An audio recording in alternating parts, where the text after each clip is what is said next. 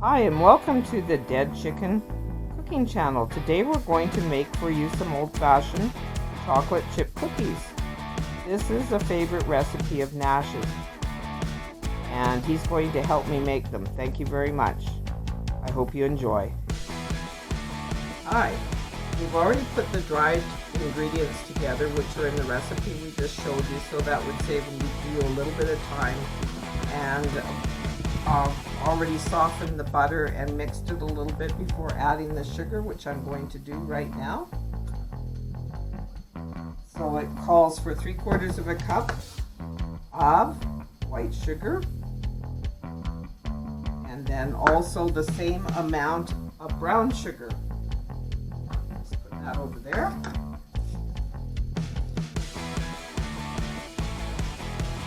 I like to use the dark brown sugar. I find it gives a little more flavor than the golden yellow sugar. And it says it's supposed to be firmly packed, so that's about right there. I don't know if you can see there.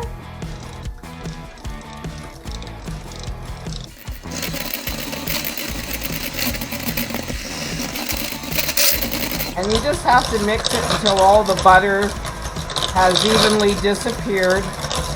Take a spatula and clean the sides of the bowl out a bit. Like so. Just go around the edges and make sure all the stuff that didn't really get mixed in gets mixed in.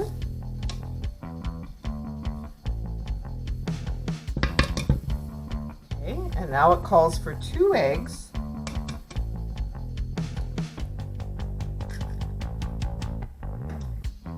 And 1 teaspoon of vanilla. My bad.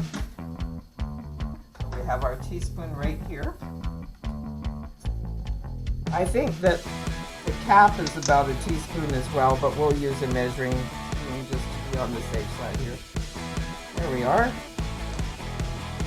And the recipe also calls for 1/2 teaspoon of water, which is kind of silly. I don't know why, but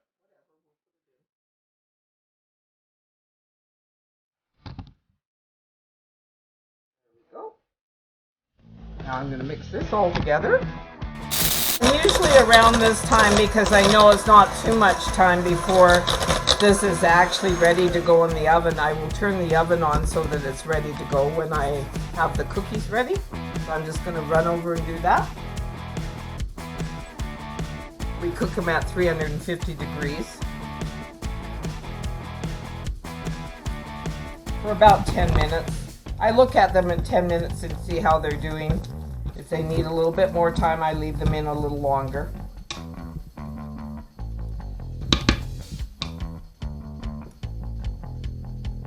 Now that looks like it's well mixed, so now we're just going to add the dry ingredients to that.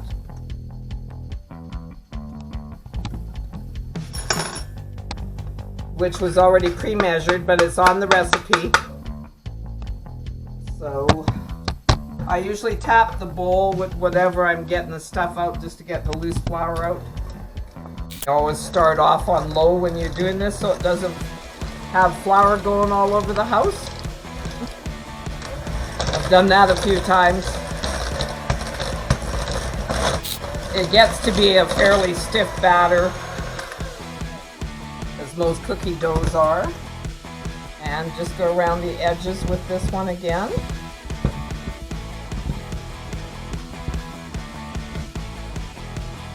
Make sure it gets all mixed in, then I just clean off the spatula, usually on the side of the bowl, to get all the extra batter off of it.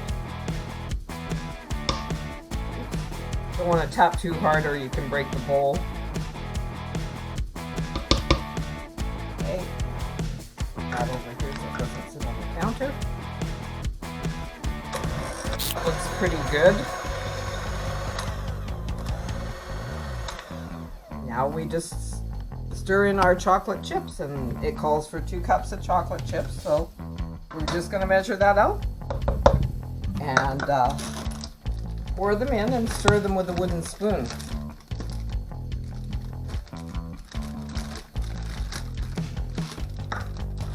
I usually use the semi-sweetened dark chocolate for my chocolate chips. I prefer the dark chocolate over the milk chocolate personally. There we go, 1 cup. And you can put walnuts in this if you like as well, but we're not going to do that today. There we go. Looks like I'm going to have to buy some more chocolate chips here. I'm running low already. All right, I must get my wooden spoon. It's over here. Just mixing them in. This is pretty basic, making chocolate chip cookies like this. I imagine you could substitute other types of chips for chocolate chips if you want it. They have white chocolate chips, butterscotch. Some people even put Smarties or M&Ms in them. And you want to try and get the chocolate chips mixed throughout the batter so that you have some chips in each cookie. So that looks pretty well mixed. Now, so now we're gonna put the cookie dough on the tray to cook your cookies. Don't put too much on because that makes big cookies. About this much.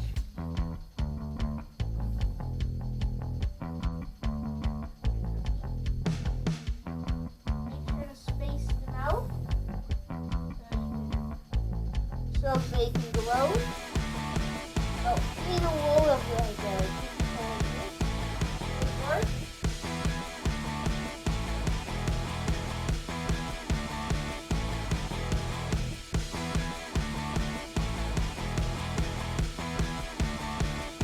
Then you can have 4 cloth.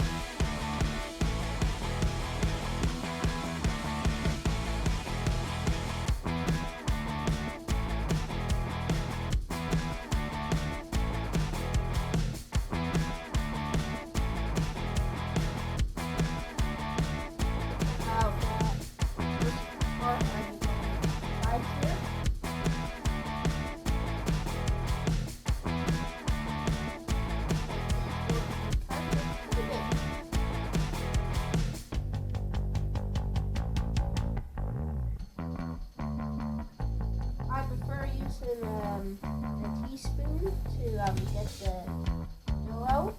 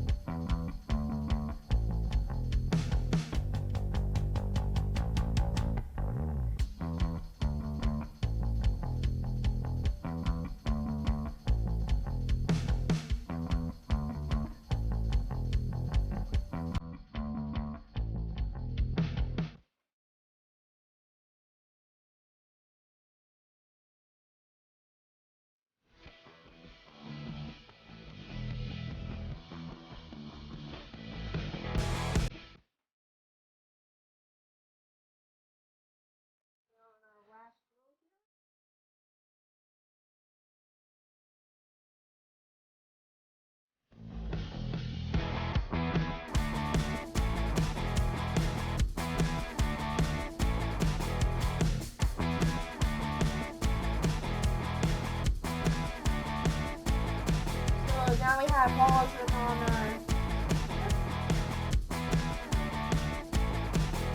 plate.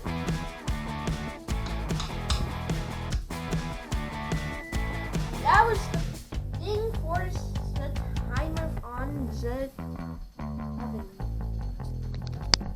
okay, we are taking our last cookie sheet out of the oven with the cookies on it. I only had 9 for the last load of cookies, but altogether this recipe made 56 cookies, and that has to actually sit for a minute until they get a little bit hardened before you take them off or they'll break.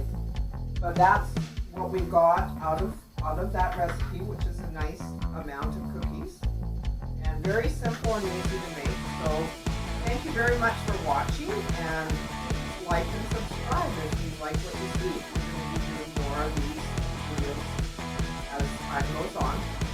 Thanks a lot for joining us. Bye for now. And here's what all the cookies look like. And my cookie sheets are really old. They used to belong to my mother. This is very vintage stuff. But they're the only cookie sheets I have that don't stick. All the new ones stick like crazy. So I've gone back to using these even though I bought some brand new ones. Just for an added footnote. Thank you very much. Goodbye.